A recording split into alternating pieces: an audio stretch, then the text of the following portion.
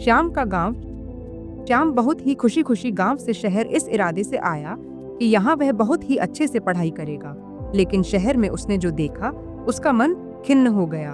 उसे अपना गांव बहुत ज्यादा याद आने लगा। श्याम का मन शहर में क्यों खिन्न हो गया? तो क्या वह वापस अपने गांव लौट गया? आज हम सुनते हैं श्याम की पूरी कहानी को। श्याम को शहर आए दूसरा दिन है। चाचा उसे आज चिड़ियाघर ले जाने वाले हैं, लेकिन वह खुश नहीं है। गांव से आते हुए वह शहर के बारे में सोचकर बहुत खुश हो रहा था कि यहाँ वह अच्छे से स्कूल में पढ़कर बड़ा आदमी बनेगा। लेकिन शहर आकर उसका सारा उत्साह खत्म हो गया। श्याम यही सोच रहा था, इससे अच्छा तो उसका गांव है। शहर में चारों ओर बहुत गंदगी है। बस एक छोटे से कमरे में पिताजी और चाचा रहते हैं। इसी कमरे में खाना भी बनता है। दरवाजा खोलते ही बदबू आती है। माँ दरवाजा बंद करके रोटी बनाती है।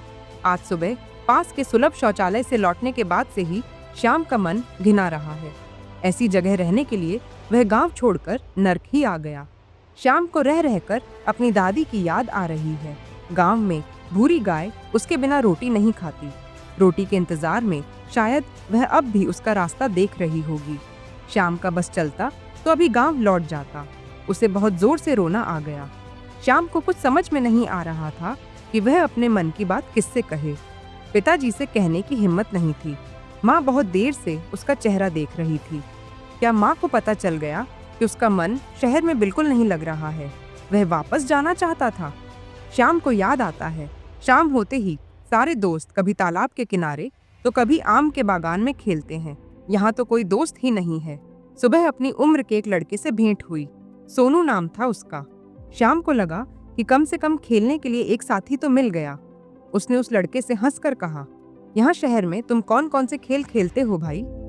सोनू ने उसे अजीब निगाहों से घूरा और बोला, मेरे पास खेलने का टाइम नहीं है। सुबह 4 बजे उठकर 2 मोहल्लों में अखबार बांटता हूँ। पहले एक फैक्ट्री में काम करता था, लेकिन उम्र कम होने के कारण वहाँ से हटा दिया। अब नुक्कड़ के रामू चाय वाले की दुकान पर काम करता हूँ। श्याम उसका मुंह देखता रह गया। सोनू को जब पता चला कि श्याम शहर के स्कूल में पढ़ने के लिए गांव से आया है तो उसे आश्चर्य हुआ। उसने श्याम को बताया, बस स्टैंड के पास वाले सरकारी स्कूल में मैंने कुछ दिन पढ़ाई की थी। मास्टर मारते बहुत थे। माँ के बीमार होने के बाद मैंने पढ़ाई छोड़ दी। ये सब सुनकर श्याम को बहुत दुख हुआ। श्याम को देखकर आश्चर्य हुआ कि सड़क पर गायों का झुंड है। वे कूड़ों के ढेर में मुंह डाल रही थीं। उसे यह देखकर बुरा लगा। इतनी सारे गायें किसकी हैं? उसके गांव में गायें खूंटे से बंधी रहती हैं। श्याम सोचता है, गांव का भोलू कुत्ता यहाँ के कुत्तों से अच्छा है। खाना खाने के बाद जब भी वह आवाज लगाता है, भोलू उसके पास आकर पूंछ हिलाने लगता है। क्या भोलू भी उसे ढूंढ रहा होगा? सुबह माँ गांव चली जाएगी तो इस अंधेरे कमरे में उसे अकेले रहना पड़ेगा। कैसे रह पाएगा वह? श्याम को यह सोचकर रोना आ रहा था। उसे पूरी रात नींद नहीं आई। उसे चिंता हुई, माँ के बिना वह कैसे रह पाएगा। सुबह रोटी बनाते हुए माँ ने श्याम को आवाज लगाई, उठ, तैयार हो जा। पिताजी ने पूछा, क्यों तैयार होगा वह? मैं तुम्हें गांव छोड़कर कल आ जाऊंगा।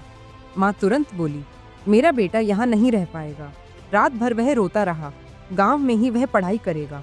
पिताजी कुछ देर माँ की ओर देखते रहे, फिर धीरे धीरे रोटी खाने लगे। माँ की बात पर श्याम को पहले विश्वास ही नहीं हुआ। माँ ही तो उसे शहर में पढ़ाना चाहती थी, अब वही गांव लौटने के लिए कह रही है। मन ही मन खुश श्याम गांव जाने के लिए तैयार होने लगा। हमें यह कहानी सिखाता है, हम अक्सर सोचते हैं कि बड़ा शहर, बड़ी जिंदगी हमें खुशियां देगी, लेकिन सच्ची खुशी वहीं होती है जहां अपनापन, सुकून और अपने लोग हों। हर जगह की अपनी चुनौतियां होती हैं, पर जहां दिल लगे वहीं सबसे अच्छा ठिकाना होता है। दूसरों की मजबूरियां समझो और अपने आसपास की खुशियों की कद्र करना सीखो। और भी ऐसे ही कहानी देखने के लिए हमारे चैनल पंडा जंक्शन को सब्सक्राइब करें।